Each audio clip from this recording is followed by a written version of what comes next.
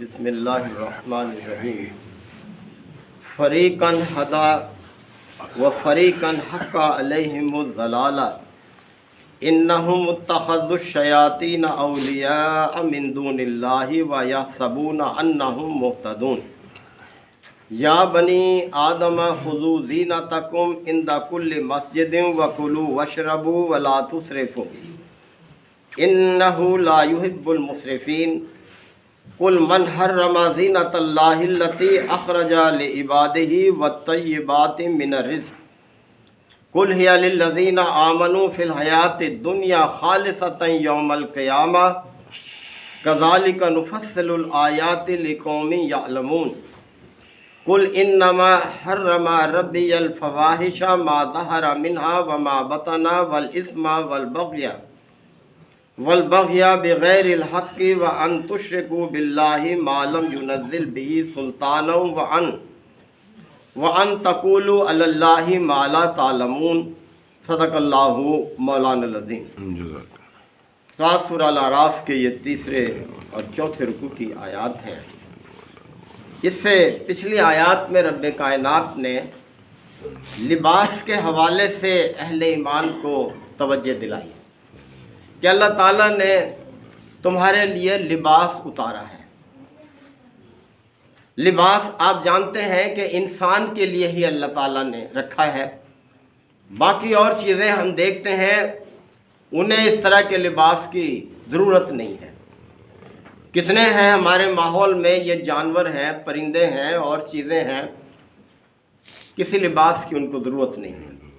تو انسان کے لیے اللہ تعالیٰ نے لباس اتارا اور اس کے دو مقصد بھی بیان کیے کہ وہ تمہارے قابل شرم حصوں کو چھپائے، یعنی وہ ساتر ہو، ستر کو ڈھانپنے والا ہو، اور زینت بھی ہو تمہارے لیے۔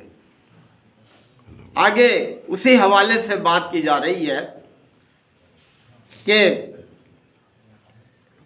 فریقاً ہدا، ایک فریق کو اللہ تعالیٰ نے ہدایت بخشی، وہ فریقاً حق علیہم الضلالہ، اور دوسرے فریق پر گمراہی چسپاں ہو کر رہ گئی۔ انہم اتخذوا الشیاطین اولیاء من دون اللہ، اور گمراہی انہی پر چسپاں ہوتی ہے، فرمایا کہ انہوں نے اللہ کے مقابلے میں شیطان جو ہے انہیں اپنا سرپرست بنا لیا۔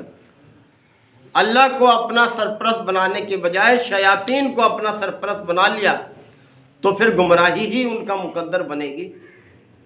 وَيَحْسَبُونَ، اور سمجھتے یہ رہے، أَنَّهُمْ مُهْتَدُونَ، کہ وہ ہدایت پر ہے۔ یعنی کیسی عجیب بات ہے کہ گمراہی میں رہ کر اسے اپنے لیے اچھا عمل سمجھنا، بڑی بدقسمتی کی بات ہے۔ یہ ساری باتیں اس کے جواب میں کی جا رہی ہیں کہ یہ مشرکین مکہ ننگے ہو کر خانہ کعبہ کے طواف کو متبرک سمجھتے تھے، تو اللہ تعالیٰ نے فرمایا کہ اللہ نے تو تمہارے لیے لباس اتارا ہے، اور یہ بھی اس کی نشانیوں میں سے ایک نشانی ہے کہ تمہارے قابل ستر حصوں کو بھی چھپائے اور تمہارے لیے زینت بھی ہو۔ باقی اور کام تو اس سے خود بخود ہو جائیں گے لباس سے، کہ یہ جسم کی حفاظت بھی کرے گا، موسمی اثرات سے بھی تمہیں بچائے گا، لیکن اکثر مقصد جو ہے وہ کیا ہے؟ ستر، ڈھانپنا، زینت ہو تمہارے لیے۔ یا بنی آدم، اے اولاد آدم، اب دیکھیں پھر نصیحت فرمائی کہ اللہ کی عبادت کے موقع پر تم کیا کرو؟ فرمایا کہ خذوا زینتکم عند کل مسجد، ہر عبادت کے موقع پر جب بھی تم اللہ کی عبادت کے لیے کھڑے ہو، لباس، مکمل لباس کو اختیار کرو۔ ایسا لباس زینتکم عند کل، یعنی زینت ہو جس کے اندر، یعنی مکمل لباس کے ساتھ اللہ کے سامنے عبادت کے لیے کھڑے ہو۔ ایسا لباس جو ستر کو بھی ڈھانپنے والا ہو، جس میں زینت بھی ہو، جو شائستہ ہو، جو مہذب ہو اور پاکیزہ ہو، ایسے لباس کے ساتھ اللہ کے سامنے کھڑے ہوں۔ یعنی حسب استطاعت جیسی اللہ نے تمہیں استطاعت دی ہے اس کے مطابق اچھے لباس کے ساتھ اللہ کے سامنے کھڑے ہو۔ وَكُلُوا وَاشْرَبُوا، اور کھاؤ پیو۔ اللہ تعالیٰ نے جو حلال چیزیں تمہارے لیے رکھی ہیں، کس کو حق حاصل ہے ان پہ پابندی لگانے کا؟ ان لوگوں نے اپنے طور پر حلال اور حرام قرار دے لیے تھے، تو انہیں کھاؤ پیو۔ وَلَا تُسْرِفُوا، لیکن حد سے تجاوز نہ کرو۔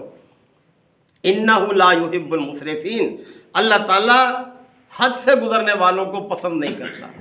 یعنی اللہ نے جو حدود مقرر کی ہیں ان کی پاسداری کرو، اللہ کی حدود کو پامال کرنے سے بچو۔ کل، اے نبی صلی اللہ علیہ وسلم آپ فرما دیں، من حرم زینت اللہ التی اخرج لعبادہ، اللہ نے اپنے بندوں کے لیے جو زینت نکالی ہے، کس نے اس کو حرام کیا ہے؟ کون اس کو حرام کر سکتا ہے؟ والطیبات من الرزق، اور اسی طرح سے رزق کی وہ سب پاکیزہ چیزیں جو اللہ نے اپنے بندوں کے لیے حلال رکھی ہیں، کس نے ان کو حرام کر دیا ہے؟ کس کو یہ حق حاصل ہے؟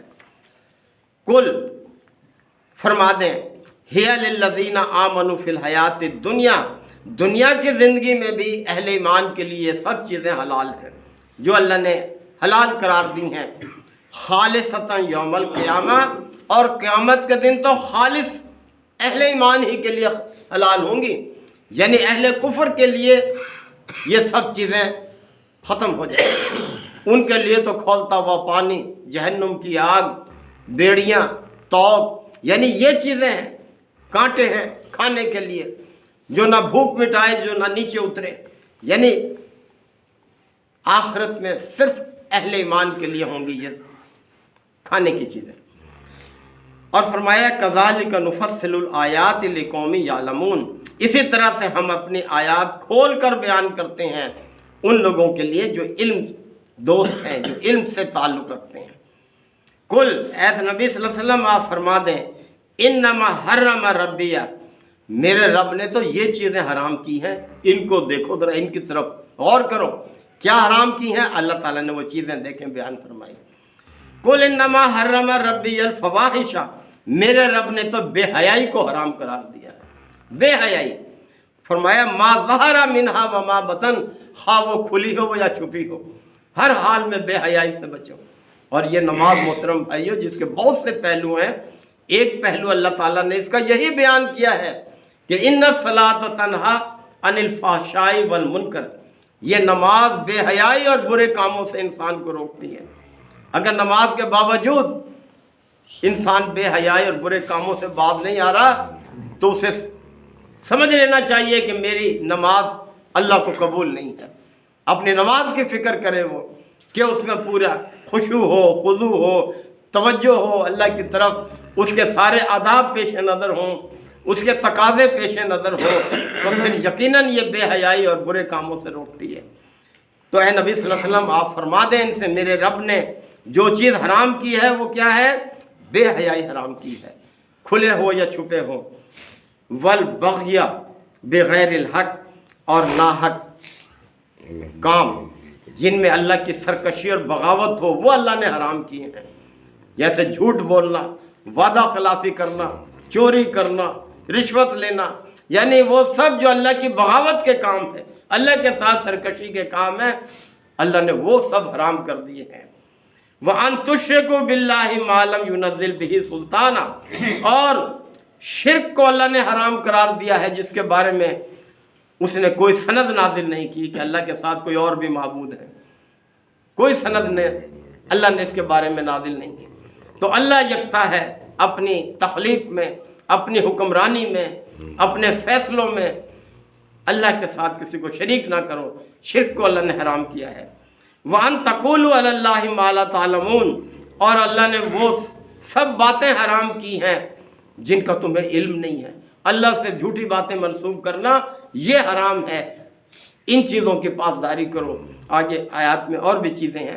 بہرحال ہمیں اللہ کی ہدایات کی پاسداری کرنا یہی بندگی ہے، یہی اطاعت ہے، اور یہی تخلیق کا مقصد ہے۔ انسان کو اسی لیے پیدا کیا ہے کہ وہ اللہ کی بندگی کرے زندگی کے ہر معاملے میں، یعنی کوئی بھی معاملہ ہو، چاہے روزی کمانے کا ہو، چاہے والدین کی خدمت کا ہو، چاہے ہمسایوں سے سلوک کا ہو، اولاد کی پرورش کا ہو، ہر معاملے میں اللہ کی اطاعت اور بندگی کو پیش نظر رکھو۔ اللہ تعالی ہم سب کو توفیق عطا فرمائے۔ وآخر دعوانا الحمدللہ رب العالمین۔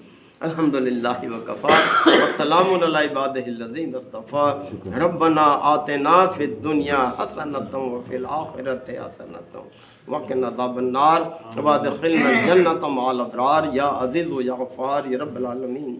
اللہم انک عفو کریم تحب العفو فاعف عنا۔